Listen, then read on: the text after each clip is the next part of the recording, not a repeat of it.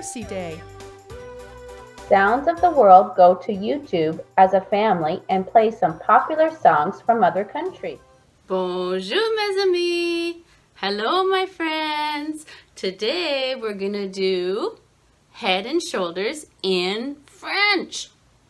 That's right, Rosie, in French. You're right, it is gonna be so much fun. All right, find a spot on the floor. Let's get ready. Find your head. Tête, épaules, genoux, orteils, genoux, orteils, genoux, orteils, tête, épaules, genoux, orteils, yeux, nez, bouche, oreille. Let's try it one more time. Tête, épaules, genoux, orteils, genoux, orteils, genoux, orteils, tête, épaules, genoux, orteils, yeux, nez, bouche, oreille. As a family, dance and move to different tunes and hum along. Try to guess what the lyrics mean. Your family is invited to use your imagination to explore and travel the world together. Learn how to say hello and goodbye in different languages. Here's one idea. Hi, I'm Leanne, and today I thought we'd take a trip around the world and learn how to say hello and goodbye in lots of different languages. I even made a book about it. Would you like to read it with me? Great. Well, let's start my book about hello and goodbye. The first language we're going to learn is Ojibwe. And in Ojibwe, they say, Ani. They don't really say goodbye. They say till we meet again by saying, Bamapi. What's next I got here? French. Bonjour. Au revoir. Let's see where we're going next. Chinese. Ni hao. 再见.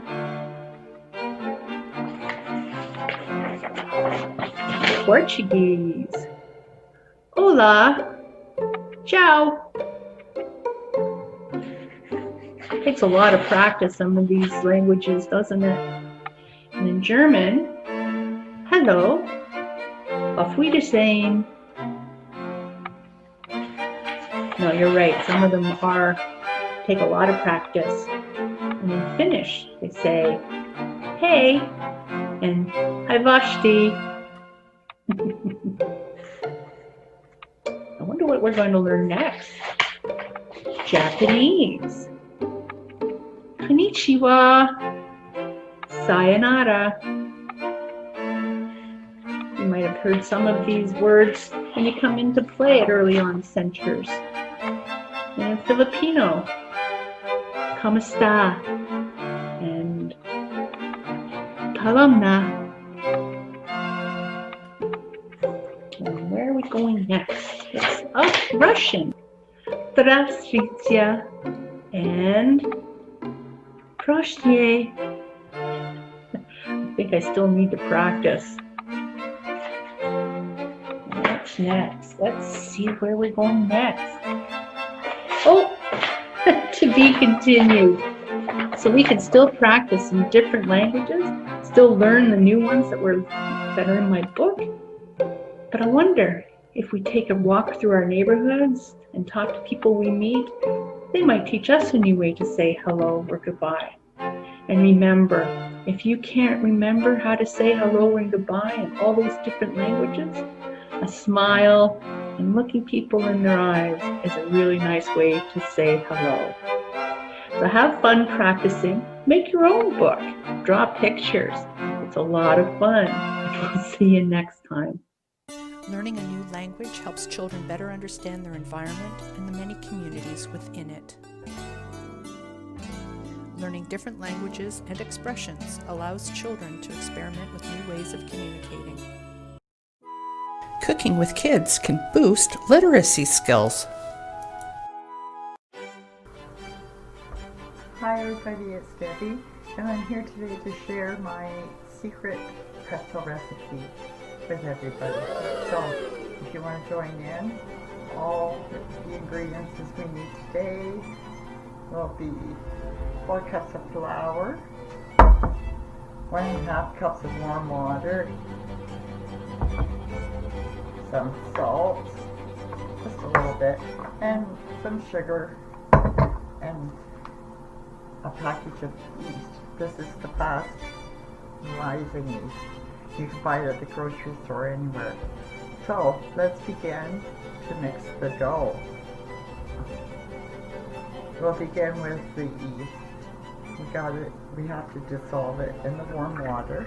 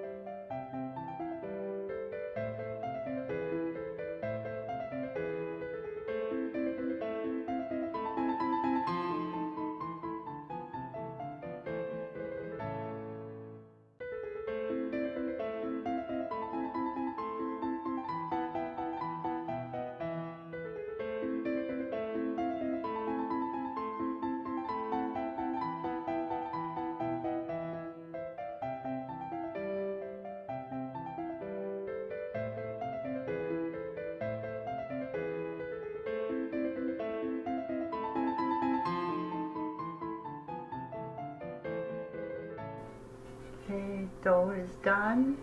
Now the fun part. We're going to take off pieces of the dough. We'll get golf ball size. We'll roll it in our hands into the shape of a ball. You can see it's all nicely shaped. And then I find it easier to do it just in between my hands, rolling out a snake or a rope to something really straight. And I'll pull out my cookie sheet. It's lined with wax paper, and I've already made a few little letters there. You can see a B and an A and a snake. You can do anything you want. So we've decided to do the letters since it's Literacy Week. You can make up your name, have fun doing it, and then you get to eat it. All let's do is a zero here. There we go. A zero or an O. And one more. Next step is the last step, and we have to break an egg. Finally, we get to break an egg.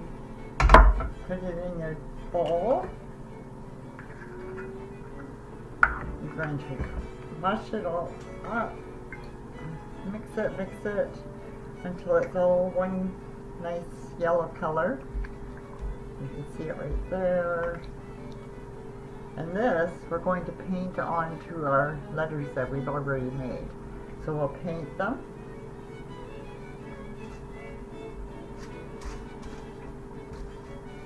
This will help them stick together and help them cook a little faster too.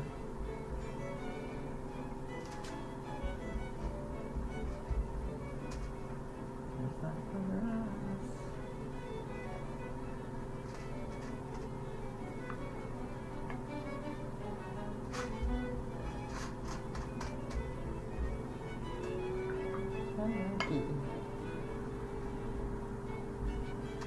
These are just a few of the examples. Right, fun. Now, you can decorate them if you want to, or just bake them. Of course, they say to add coarse salt, which I haven't got right now, but I'll just add a little bit of regular salt to the one, but not very much because it kind of ruins the flavor. You can put sugar. I mix sugar and cinnamon together, and I'll sprinkle them some with sugar and cinnamon. Any kind of flavors or spices, even if they're from different countries, since we're doing it all around the world. Oh, there's my snake, and I'm going to add a couple of eyes to the snake. think I'll put them right there. He's a funny looking snake. But the raisins, add a lot. You can mix it right into the dough and then roll it out too. You can also use Parmesan cheese. Today I've also gotten some coconut left over. I just use everything that's left in my fridge. So there's my coconut. And I think that's it for now. You can even add Parmesan cheese, or if you want to grate cheese up and put it in with the dough, that's okay too. So now you're going to bake these at 425 for about 15 minutes. Easiest thing ever. And they're so much fun to play with. I'll show you. I've made special words here. Guess what they are? That is Empower Simcoe. So they were all baked. You can see the cinnamon ones are a little darker. And there are, oh, there's the coarse salt I used. I used like pickling salt too. And that should be it for today. The end of my fun. Enjoy. Use them as a dip. You can dip you have different dips for them. And of course let the kids explore any kind of flavors they want. I've got a whole bag full here. And they store nicely in the bag for a couple days. You can see there is my knot. I did a knot. Next are all the B. So I've got lots and lots of letters so I can make up my name or any name. Thank you for watching and see you soon. Cooking with kids can grow vocabulary, names of ingredients, the processes like whisking, dicing, and temperatures.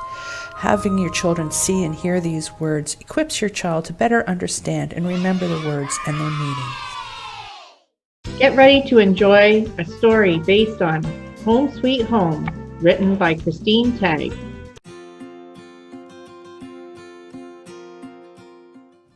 Ruby's on a quest today, looking for a place to stay. She packs her bags and starts to roam to find herself a home sweet home.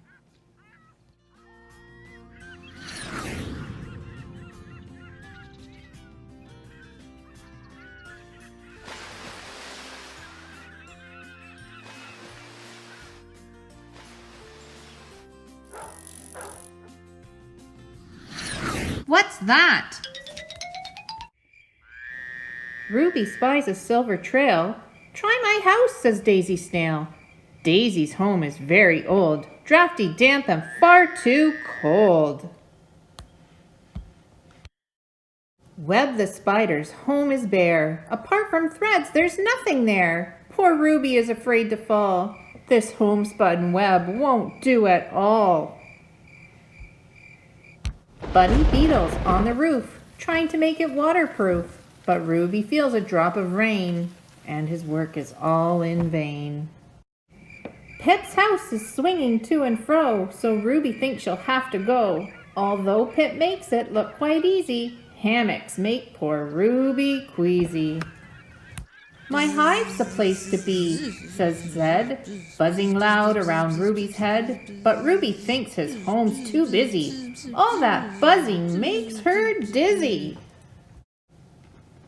Then Zed points to a scarlet dome. Could this be Ruby's home sweet home? A toadstool spotted red and round suits Ruby right down to the ground. Look at a blank map of Canada and try to name each province and lake. For more of a challenge, try identifying some Canadian cities. Here's a challenge. Try finding where you live on a globe. January 27th is Family Literacy Day. Take 20 minutes to make learning together part of your family's every day. Have fun.